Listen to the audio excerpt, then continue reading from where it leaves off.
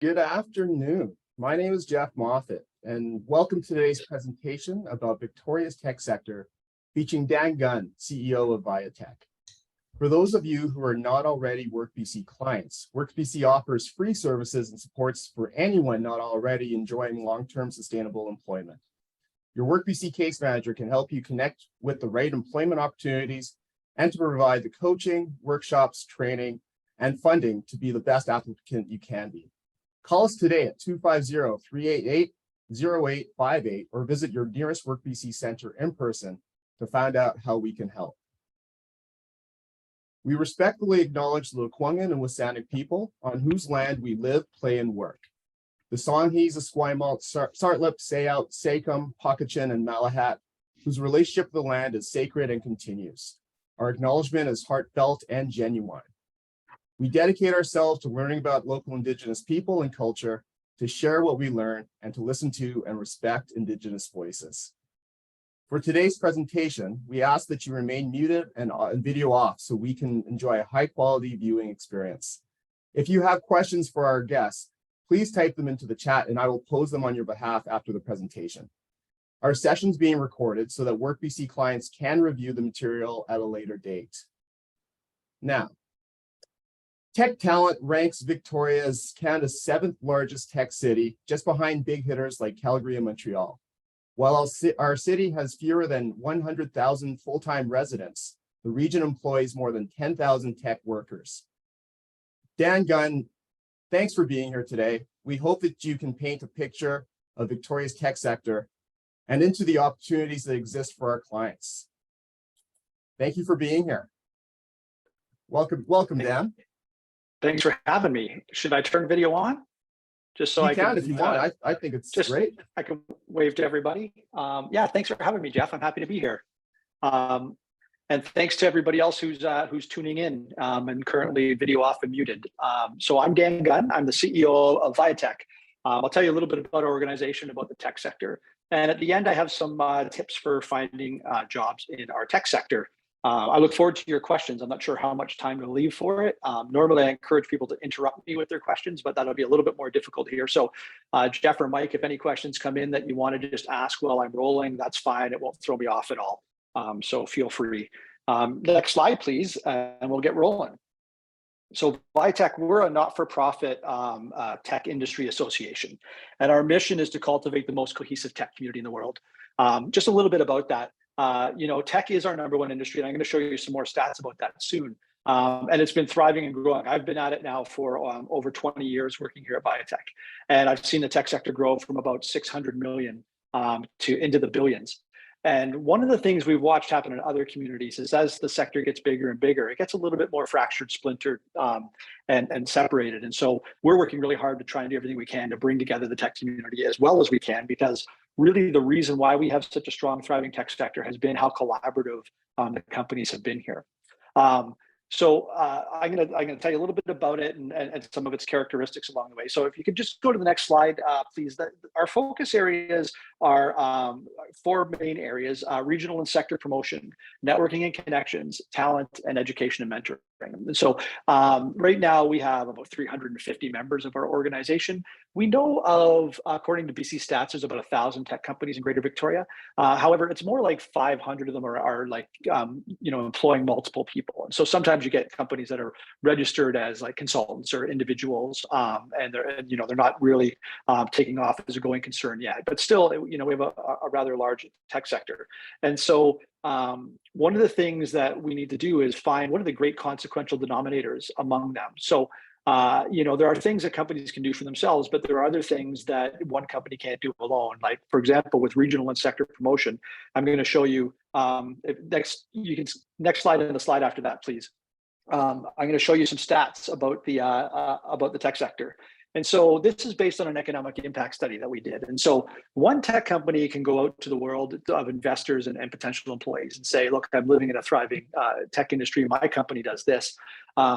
But it's quite another thing for them to have data to show that it's our #1 industry. And so one of the things we do with regional and sector promotion is gather this kind of information and promote it. And so right now you'll see, I mentioned about 1,000 tech companies that are registered in our area. In Greater Victoria, there's about 16,775 tech workers. That number actually is higher. I should say these stats are about 5 years old now. We're in the process of updating them. And so they'll be even higher. I think the numbers that Jeff was referring to were specifically to the jurisdiction of Victoria itself. But the Greater Victoria region, which is approaching 400,000 people, is the area that we serve. Total revenues, the last time we checked, were just over $4 billion with an economic impact of over $5 billion. Those numbers are very conservative. They're normally, when you do this kind of data analysis, you try and come up with the rosiest picture you can, but we went for something very conservative and defendable. And so we know that the numbers that we're showing you here are lower than the actual reality. Next slide, please. The goal that we have for our tech sector is to help grow it to a $10 billion industry by 2030. We call that the 10-20-30 goal. I'll let you in on a secret. I'm very confident that we're going to reach that goal. We have 7 years to go, and I think we're closing in on 6 billion. We'll see what the next economic impact study says. But what that was important about creating that goal was to let the rest of the tech sector know what we thought the potential for our industry was. And one of the key things to really growing a tech community is getting companies to a critical mass, which means to a certain size before they get acquired or exited or go public, et cetera. And so we're trying to help create at least 10 new $100 million companies in this time span to help bring and attract more talent. One of the biggest challenges any region has in the world is finding enough tech talent, which should be good news to all of you. And in particular, senior experienced talent is more difficult to attract to a smaller community where there's maybe not as many opportunities. So if you're like a chief operating officer that has experience working in the San Francisco area and you've taken a company from $50 million to $500 million before, there probably is a number of companies in Victoria that want to employ you, but in the area that you already live, there's dozens and dozens of them. And so, we need to continue to grow the base of our tech sector so that we can attract those people. Next slide, please. So a lot of people, when they hear tech, they think just software, or they think just IT. But it's much more diverse than that. And so a couple of great examples that I always point out to is, there's a company called Viking Air that is making and delivering an airplane every 15 days, and they make it right here on the island. There's another company called Quester Tangent, and they make one of the most sought after train safety systems in the world. And the irony in that is we don't even have a train that runs on the island, but we have this company that's making this amazing systems integration. And just a little backstory on them, they were originally an oceans company, and they still have an oceans division. And what they realize is they can make something, a complicated system, work underwater, then they can definitely make it work on land on a train. And so it was actually easier for them to apply their skill set to an area that other people were finding quite difficult. And so you have ocean sciences, clean tech and environmental tech, advanced manufacturing, right? So you can think of Nicholson Manufacturing or Access Technologies. Scotty Plastics is another one. I think they have 19 injection mold machines on the property there. Gaming, AR, VR are thriving and growing all the time. Of course, life sciences. And so when you hear us talk about the tech sector, don't just think about IT and software. It's wider than that. And a thing to keep in mind too is, when you're looking at jobs and careers, you might not be the engineer or the developer for a company, but they do have, they have a marketing department, they have an administration department, they have a sales department, they have an operations department. So not every job in a tech company is a tech job per se, or requires tech skills, but it's still a thriving opportunity. Next slide, please. Hopefully at some point you've heard the term Techtoria. This is going back to, just as a refresher, I'm talking about how we do regional and sector promotion. And so it was a little over, maybe it's close to 15 years ago now, we were looking to give the city a moniker, something that let people know that we had a thriving tech sector, because it wasn't that long ago when people didn't recognize that it was our largest industry and how much potential it had. And so we created this moniker and a branding campaign to go with it. We have an event I'll talk about later called Discover Techtoria. Our building's called Fort Techtoria. And this word now gets used pretty widely. And we really let off the gas when Vogue magazine was doing a story on our city and referred to it as Techtoria in that article. We felt like we'd achieved our mission. So, but that's another thing where if I'm an individual tech company, I can't really change the perception of the city that I'm in to a large audience. But by working with us and with other tech companies, we're able to have that influence. Next slide, please. This is just an example of, another thing that we end up doing a lot of is media relations. And so every time somebody wants to do a story on what's going on in the tech world, whether that's local magazines like Douglas or the CBC or any of the TV stations or Vogue magazine, et cetera, we're one of the first places they stop. And so we try and keep abreast of all the cool things that are going on in tech so that when we are contacted by the media, we can really help spread the word and tell that story. And it's been effective. I can tell you that, in the time that I've been here, I've seen it change where people now widely know that this is a tech sector or a tech city. And one of the better measurements of that is one time when this happened, getting into a taxi from the airport and talking to the cabbie and him telling me all the stats about tech being our #1 industry and having a $4 billion revenue stream and 17,000 tech workers. That's when we knew that the word was really starting to get out. So that's an example of the kind of thing that we do to try and spread the word about our tech sector. And next one, please. This next area is called networking and connections, which is why a lot of people join our organization. You can go to the next slide, please. And this is, at the end, when I'm telling you things that you can do to get tech work, networking is really the #1 thing, which should be no surprise. And so here, some of the things that we do to make that possible. This one is more once you're in the tech sector. We have a number of, we call them our communities of practice or communities of interest, a number of roundtables. So like we actually have a CEO breakfast and a lunch club. We have business development roundtables, software leadership roundtables, advanced manufacturing roundtables.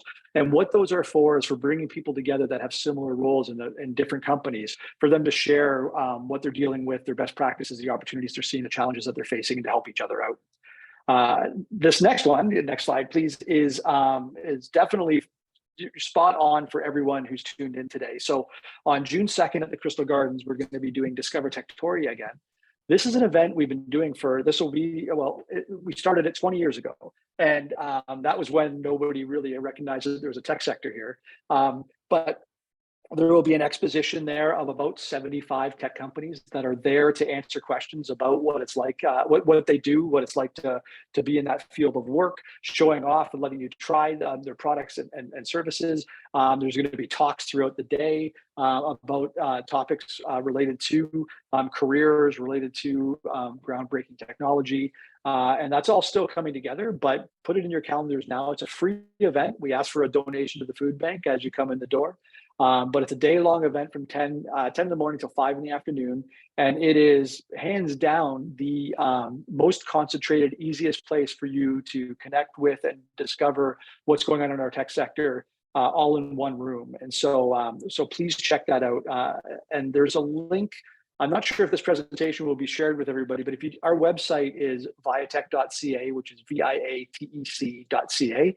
If you go there, you can find more information about this and our other things that are coming up. So I really hope that you guys can all make it to Discover Techtoria, because we really tailor it towards people trying to understand what the potential is for their career in technology.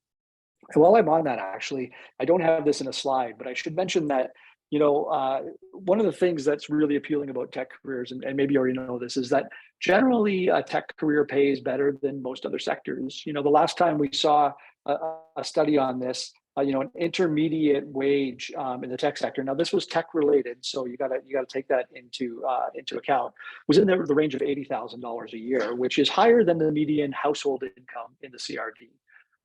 So that has great appeal. Another thing that many people like about it is that you get to innovate, you get to troubleshoot and problem solve. Hopefully, you get to do something that makes the world a better place. And there's a little bit more. There's more. What's the word? Work flexibility and benefits that they really work hard to become an employer of choice. So so that's why tech careers become so appealing to so many, and I'm sure some of you have already realized that. Next slide, please. I hope I don't offend anybody with this next one, but another thing that we do on a regular basis, about 4 times a year, is called Fuck Up Nights. And we're doing one on May 31st as part of another larger event that I'll tell you about. The reason we do this, now this event will have about 250 people in attendance. It sells out every single time. And we've been doing it now, I'm not sure, 4 or 5 years. And the whole point is that in our world, entrepreneurs, tech people, they often don't talk about what's not going well. They are always trying to put on a brave face. They're always trying to talk about what's going great. But failure is a big part of success. Most people who actually become the most successful entrepreneurs and leaders have a glorious story of some kind of large failure in their past. And we wanted to normalize that a little bit more, because if people start admitting when they're struggling earlier, it's more likely that the community can rally around them and help them with advice, with shared stories of similar circumstances, with resources, with connections, that kind of thing. And so we think that normalizing failure and talking about it openly is an important thing for our community to learn and do. And so these nights are pretty great, and they're very vulnerable, but at the same time entertaining as well. So keep your eye out on that one, and I will tell you how to make sure that you're in the loop on an ongoing basis later on in the presentation. Next slide, please. This one is for once you've started your company and you're a successful CEO, and I hope there's a few of you on here that maybe are considering how you might create a company. But we've just started doing an annual CEO retreat where we take them away just to Poets Cove. So it's only on Pender, so it's not too far away, but it gets them removed from the day-to-day. And really it's about relationship building. It is about vulnerability and sharing and collaboration. And I hinted at this before, but one of the things that really has made Victoria quite successful as a tech sector has been its willingness to collaborate, share. And what I mean by that is in most regions I've been to, and I've been literally around the world, not everybody's willing to support each other because they're in competition. They might be, if you're located in a certain area, like let's say you're located near DC because you're in military, you're located near the Bay Area because you're in microchips or whatever it might be.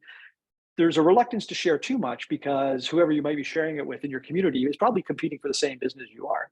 One of the things that's pretty cool about Victoria's tech sector is very few of the companies set up here because they wanted to be close to their customer. Admittedly, there is a small percentage of them that do business with the provincial government and other things like that, but 85% of the revenues in our tech sector come from off the island. 60% of that comes from the United States. So given that there's not as much location due to being proximity to their customers, very few of our companies are in competition at all. And so their willingness to share, what they've learned along the way, whether or not that's, dealing with investors or whether or not that's dealing with tax audits or whether or not that's dealing with process. There's this more open sharing attitude and supportive attitude.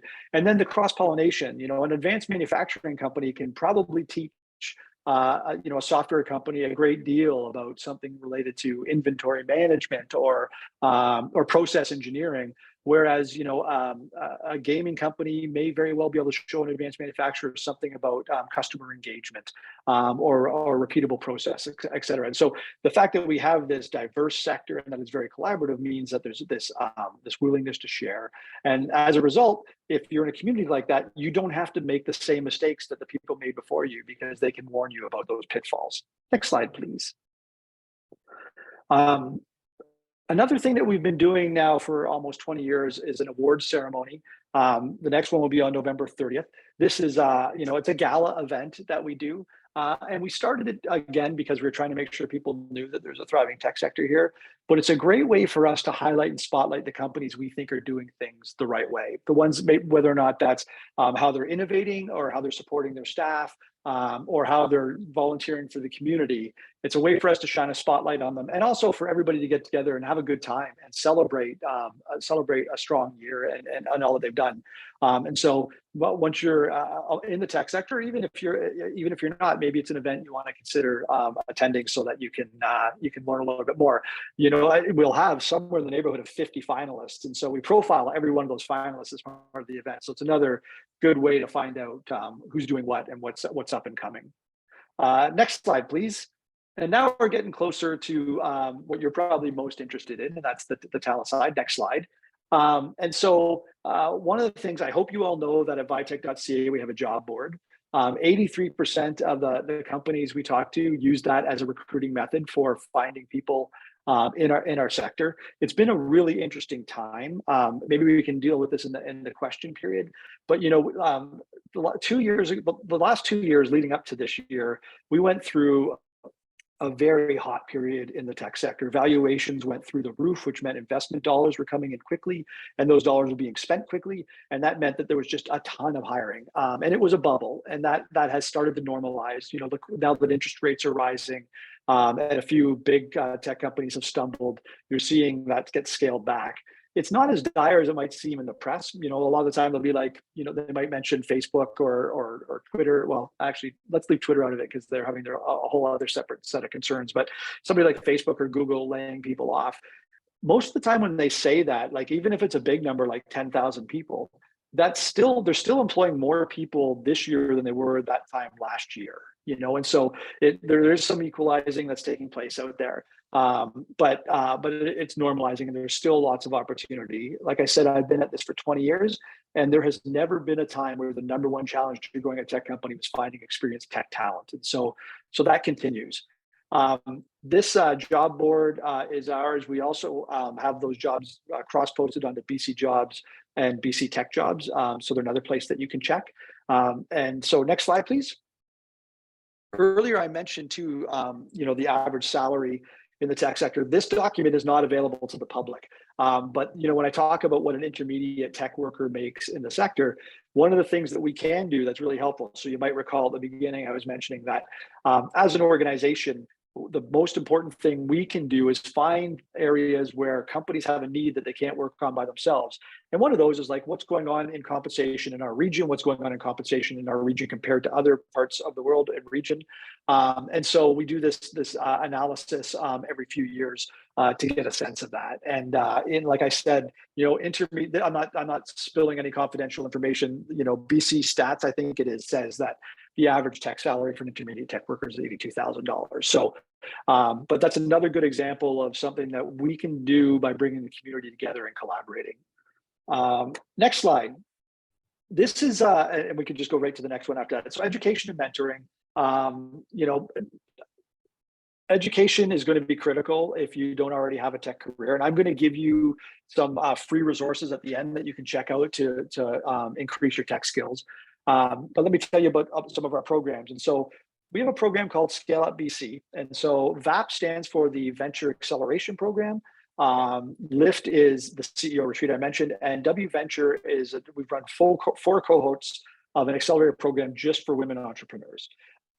So if you have a business idea and you want to see if it's viable and get it off the ground, you should take a look at our acceleration program. We have something at the beginning that's free. It's called market validation training.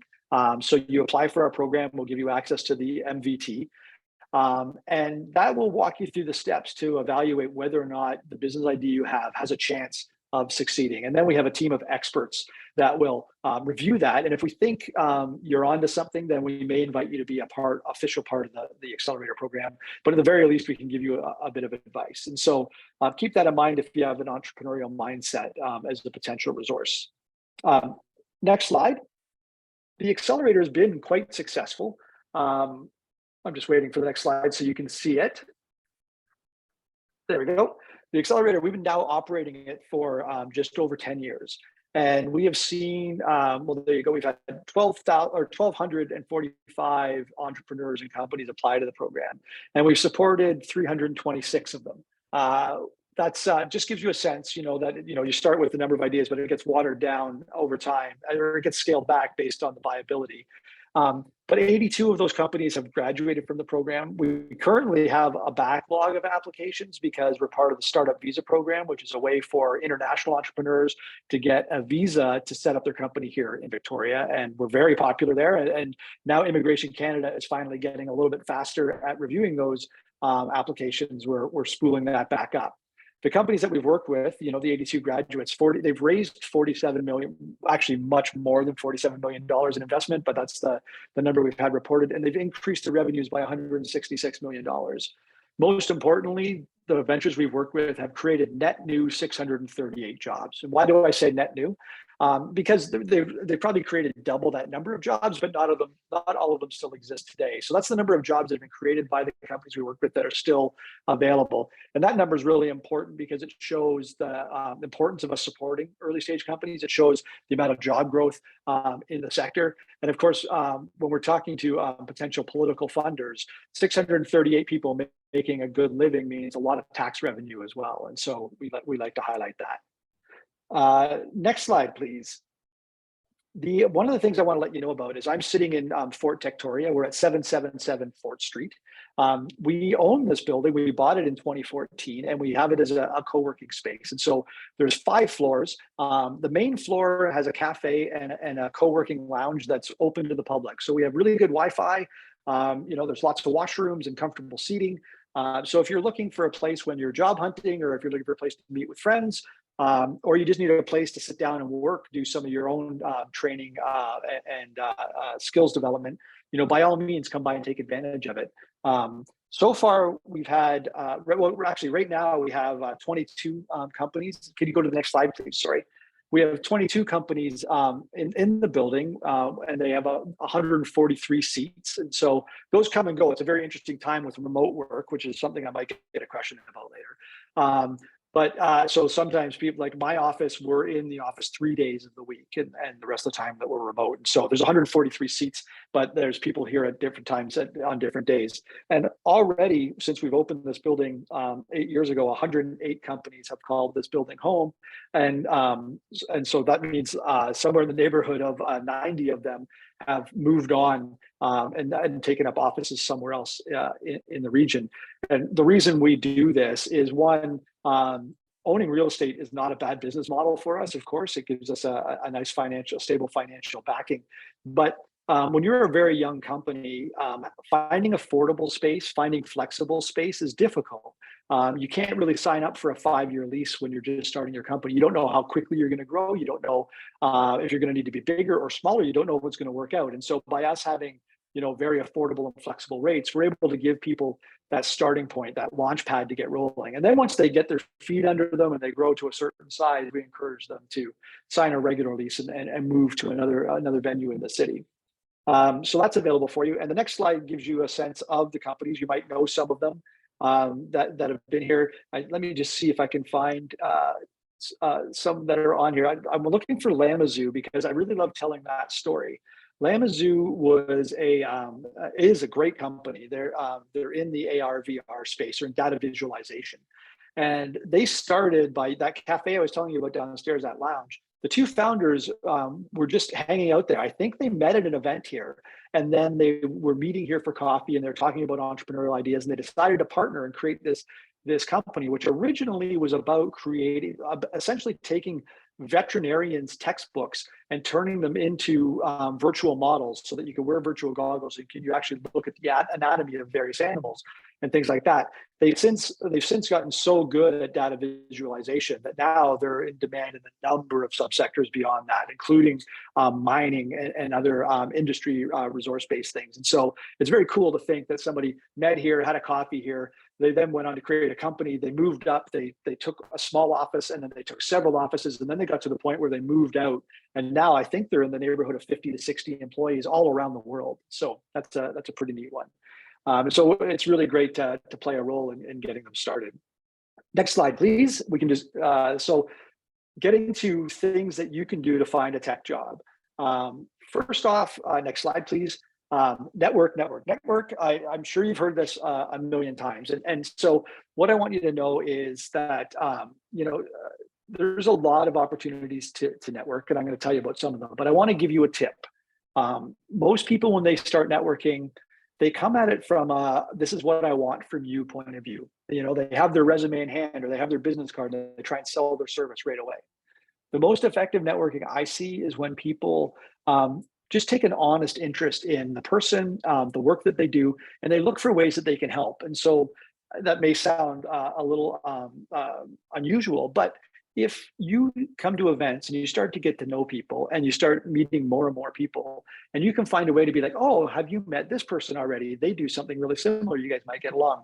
If you're looking for ways to help them with their challenges and opportunities, they're much more likely to take a liking to you, remember you, and ask you how they might be able to help you. So keep that in mind. You know, it's a simple concept, but it's not one that most people do, and it will make a difference. And so I urge you to keep that in mind.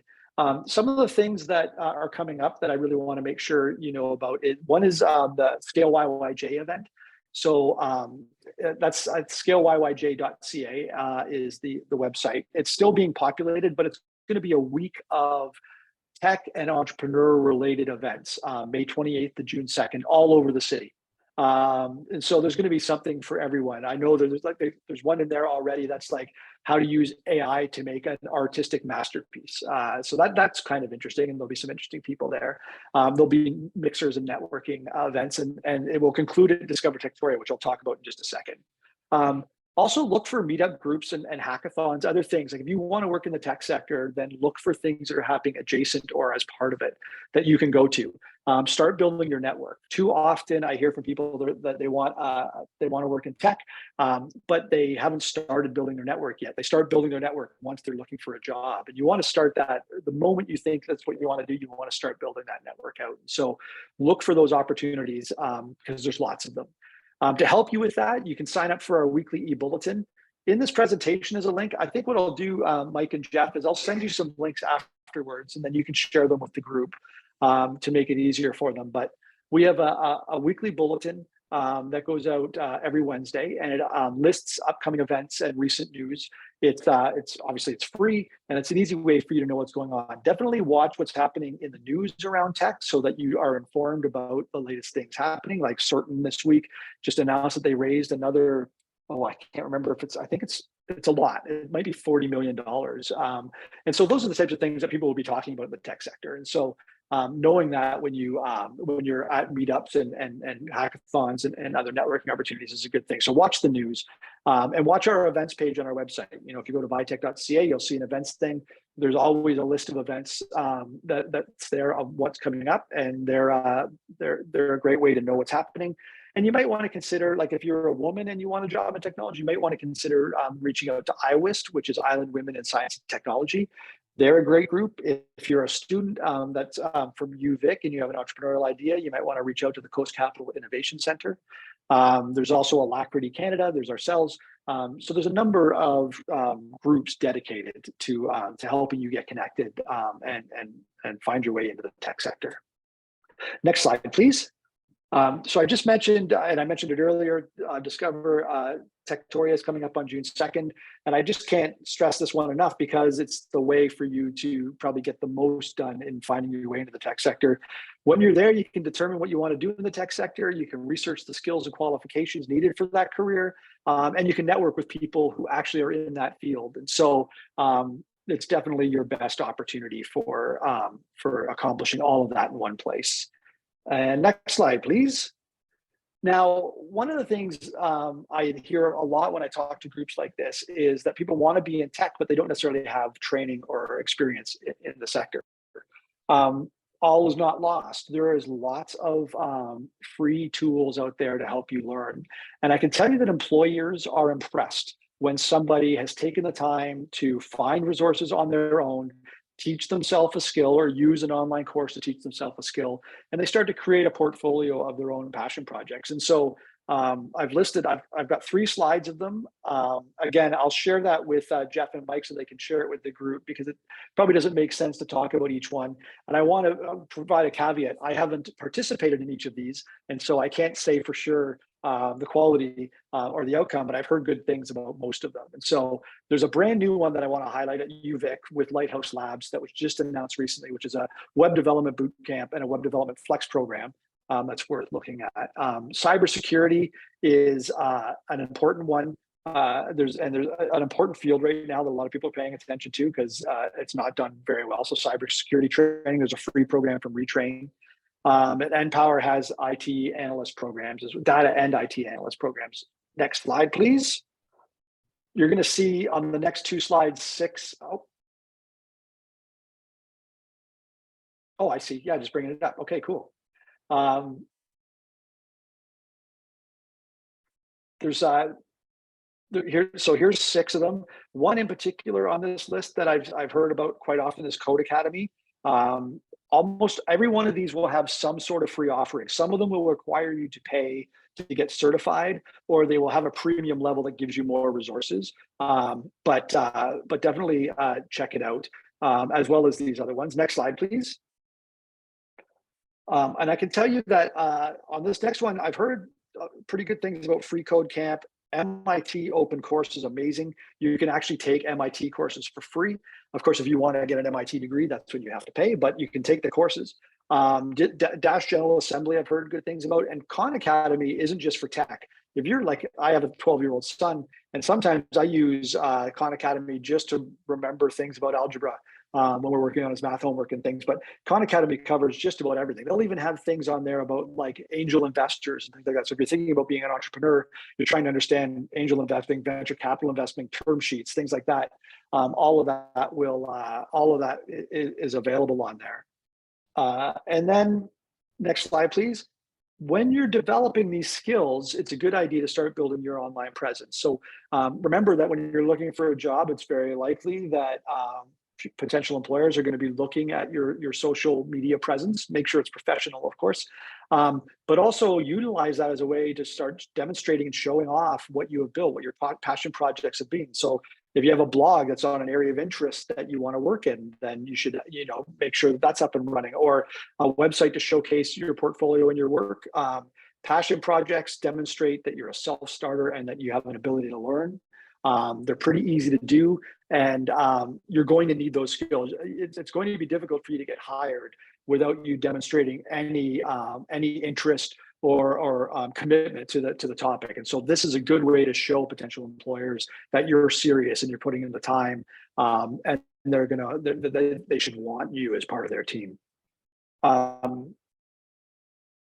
You're going to be able to do this at Discover Victoria. Sorry, next slide. And that's, a good idea is if you think there's a career you're interested in, see if you can't reach out to people who have that job. Offer to buy them a coffee. Ask them what it's really like to do that job. Ask them where they got the experience and education they have to get into that role, and build a connection with them. They might have a junior role that they're looking to fill, or they might be in the future. They might know somebody in another company that's looking for somebody.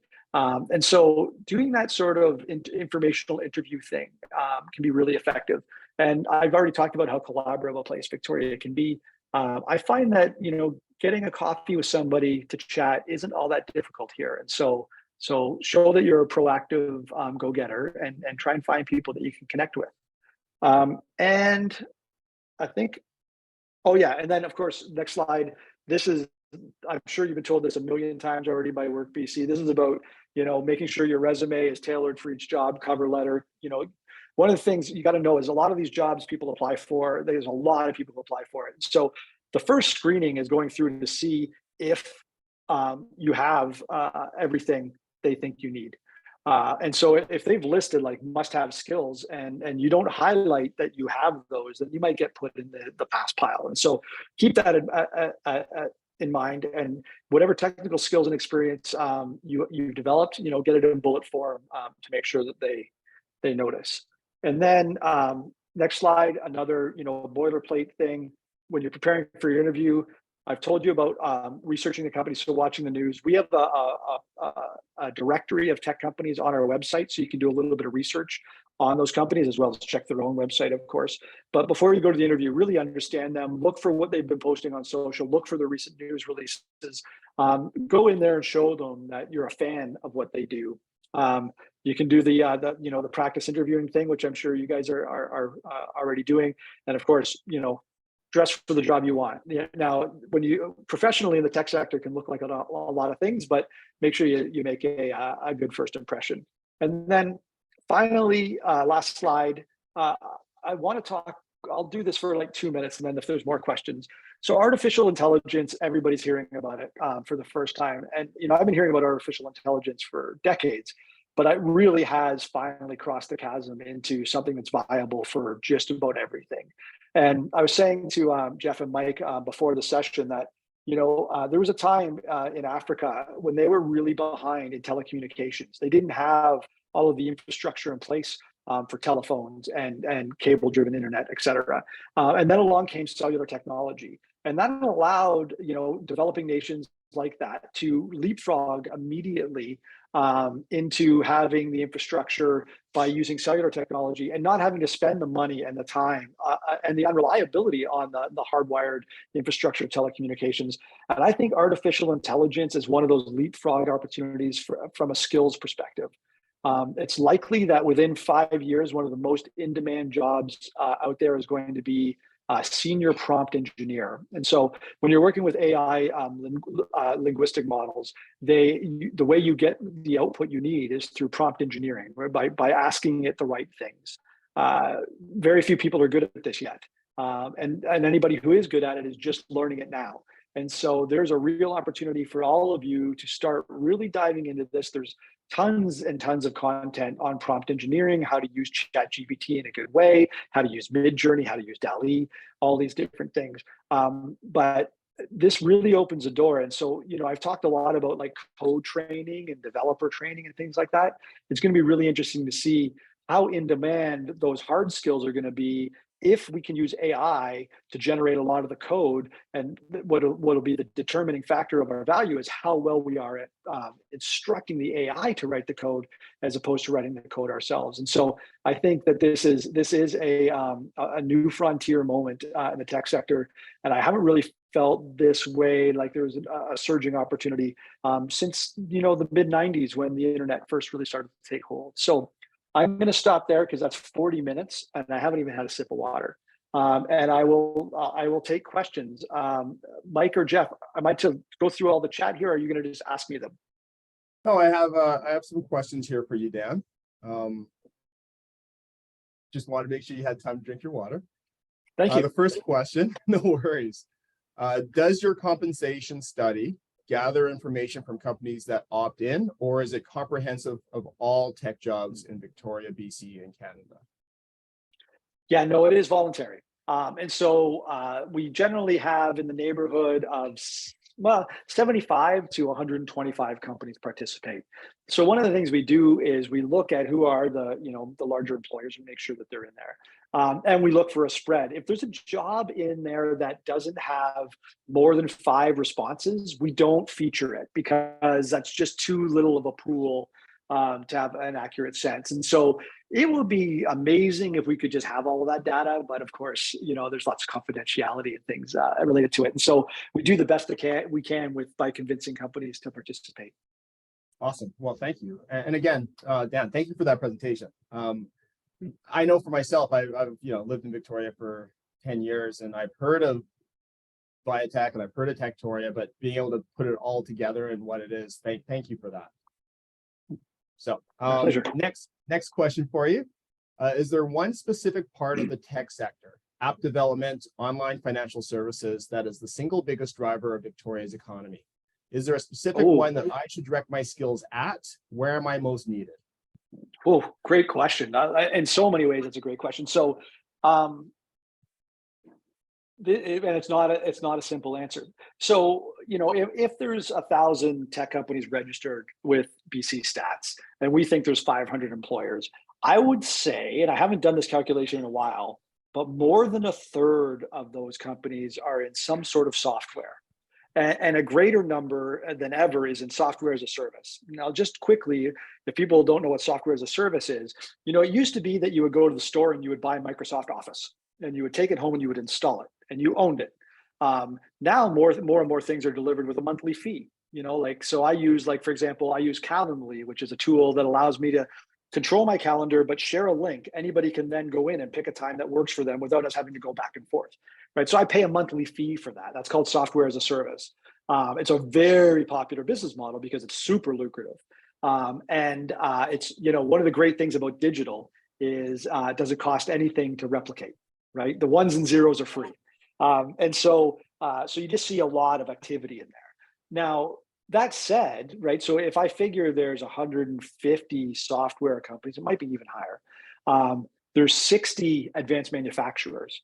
But if I look at the employment headcount, the manufacturers are not employing half the number of people. They're probably, they're employing more, and their revenue numbers are different. Now, you can have huge revenues and still one company could be doing 100 million in sales, another could be doing 50 million in sales. But the $50 million company might be making 40 million in profit, and the 100 million might be making $1 million in profit, right? And so you get this variability. So I would say, terms you're going to hear in the most demand often are things like full stack. So full stack means there's a number of languages that we use in digital software, right, and programming. And so a lot of those courses that I shared in those links, they lead to some sort of full stack skills development. And so you really want to try and get that breadth. The focusing is good, but at the beginning, you want to have a wide platform base to build on. The nice thing about the digital side is not only doesn't cost anything to ship, it's cheap. It doesn't really cost anything to get trained in it either. Whereas if you're going to do advanced manufacturing, there's going to be some hard skill set stuff that's probably going to require vocational or university training of some kind. So it's a little bit different, unless there's on the job things available. But I really don't like to generalize too much, because what's most important is what do you have an aptitude for? What do you have an interest in? And what do you maybe have a link to in some way? That's where you should concentrate. Because if you just pick what's popular, you may find something that makes you miserable. I won't say I don't want to crap on any one particular role, but there are certain careers that I hear people say they really want to do because they do something adjacent to that type of job. They use that product and they think, oh, that's my passion. I want to do that. And I'll caution them. I'll be like, you definitely should job shot of somebody who does that job before you decide you want to do that every day, right? And so know what you love and know what you have an aptitude for, and remember that there's attitude and there's aptitude, and attitude is a big part of it as well. You can train somebody on skills, but if they're not a nice person to be around, and they're not self-motivated, if they need lots of oversight, then it doesn't matter how skilled they are, they're going to be a problem. So I know that doesn't answer the question directly, but if the easiest thing I can say is pick an area you're interested in, look for some free training in that, start building up any kind of passion project portfolio and meeting people in that field to test it. And watch the job boards. If you really wanted to evaluate, I'm sure you can go into ChatGPT right now and say, what are the top 15 most in demand tech jobs? And it'll give you a very accurate answer. Okay, awesome. And again, we talked about ChatGPT and just how much accurate that bot is, that software actually is. So no, it's great. I love the idea of just going with your passion and finding out really what it is and not what you think it is by talking to people and really getting a sense of what the job is. So thank you for that. It mirrors what we always suggest, informational interviews and connecting and networking and how valuable that is. And it's great to know that that is still the case, especially for the tech industry. Aside from events and the job board, does VIATEC offer any other services for individuals? For example, would I be able to talk to someone one-on-one to help me access resources and point me in the right direction? Yeah, yes, not as a program or a service, but we have lots of people, so what I would say is the way to get to that is to come to things and shake some hands and say, hey, I'm, nice to meet you. So this is what I'm all about. And yeah, we end up talking to a lot of people on a fairly regular basis. We can get overrun, we're a team. Well, if we count our executives and residents, we're a team generally of about 11 people. And we have enough interest for 1,100 people to work here. But yeah, we'll do everything we can. But the main thing we do, I make this joke quite often, is events are like we're about to cook something. We don't know if it's going to be a pie or cookies or a lasagna, but VIATEC's the oven, and we just take everything we have, put it in the pan together, and apply the heat, and that's what events are. And then whatever comes out of that, right? And so you're one of the ingredients. And so get to things, and that's where you're going to get the most connections, including connecting with us. Oh, I love it. Thank you for that. Do you find Victoria competes with Vancouver and Seattle in the tech industry, or is it more collaborative? Oh, interesting. Well, when I was talking about collaboration earlier, one thing that I should have said too is the one area where every tech company is in competition is for people. And that can change things. That can change the collaborative environment. People can get hurt feelings if somebody gets poached away and things like that. But that's not as large a problem here. I would say that there are definitely the investment community from Vancouver, Seattle, Toronto, the Bay Area is collaborative, and they're very interested in our market. I would say that our companies try and find partners to get access to those markets. But we're definitely in a heated competition battle for talent with all of those places. And they have some things we don't have, generally related to critical mass and size, just sheer vastness. But we have what we all know we have, which is very appealing to a cohort of people, and that's why we have a thriving tech sector. And so, yeah, I would say that there's as much competition as there is collaboration, and it's really on a one-on-one basis based on a symbiotic opportunity between the parties, right? So if there's a company here that has a part of a solution, and then there's a company in Seattle that has the other part of the solution, the likelihood of them to collaborate to get the business is high. Okay. Yeah, no, and again, it's cool because the fact that we're almost punching above our weight in some ways, being able to compete with Seattle and Vancouver because they have that critical mass. It's emblematic of our sector here. So awesome. Last question we have for you in the chat right now. Dan, if you had an 18-year-old interested in a career in tech, what steps would you want them to take to best prepare? So I have a 12-year-old, so there'll be an 18-year-old in a minute. And we talk about this a lot. He's definitely very interested in the tech world, being that he's around it so much. And what I do with him is I give him regular assignments to learn more about it. And so, including using ChatGPT, not to harp on it too much. I don't want to be a broken record, but I'll say, because I want him to learn how to be a good prompt engineer, no matter what career he goes into, understanding how to talk to AI and get what you need from it quickly is going to be a differentiator. It's going to make you far and above everyone else. And so it's the same. If you have an 18-year-old that's interested in tech, you should be like, well, what area do you think you're interested in?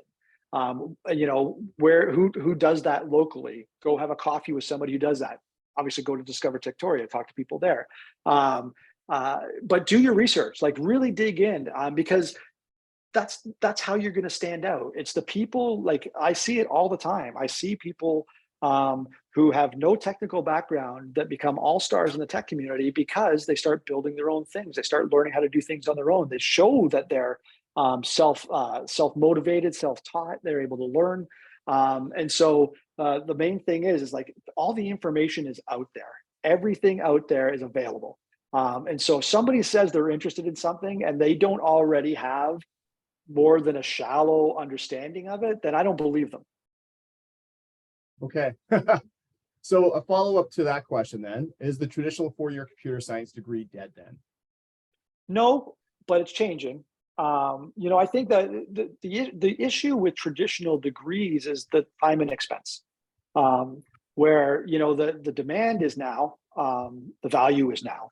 And so what will we see happen in the future where that kind of training is done more on an apprentice program, where it's 6 weeks of school, 6 months of the job, 6 weeks of school, 6 months of the job. I think there's going to be transformation in that space. The hardcore stuff that you learn in data science and computer science is still really applicable and valuable. It's a different strata and a different career path for sure, right? You're more likely to move into a management role. You're more likely to move in prototype and innovation, art, research, and development side. But it's still, there are fundamentals that you learn there that are useful. The other thing, one of the things you get from an engineering degree or a computer science degree is you've shown that you finish. You show that you can go do hard things. You show that you have a well-rounded background. I would encourage people, if they have the capacity, that if they're doing that, they should also be developing things on their own with their own time to show that they also are a self-motivated self-learner, because that'll balance it out. But so I wouldn't say it's dead. I would say it just depends on what you want to do, and how much time you have and how much money you have, right? If I was 18 and I was thinking about, engineering or computer science, I would look probably at a bridge program. And what a bridge program is like at Camosun, you can go to Camosun for 2 years and take their engineering program.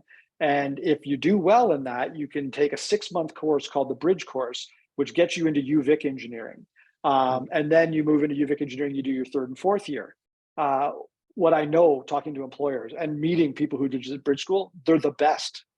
Okay. They are the best. And so doing that program, one, it shows you're smart. You think a little different. You didn't just sign up as a first year. You did something a little different. You tested the waters a little bit. You found some good value for yourself. It's much cheaper to go to Camosun for 2 years at first, right? But for you to get accepted into Bridge means that you're a top talent. And then when they get to 3rd and 4th year, they thrive because they're so well prepared.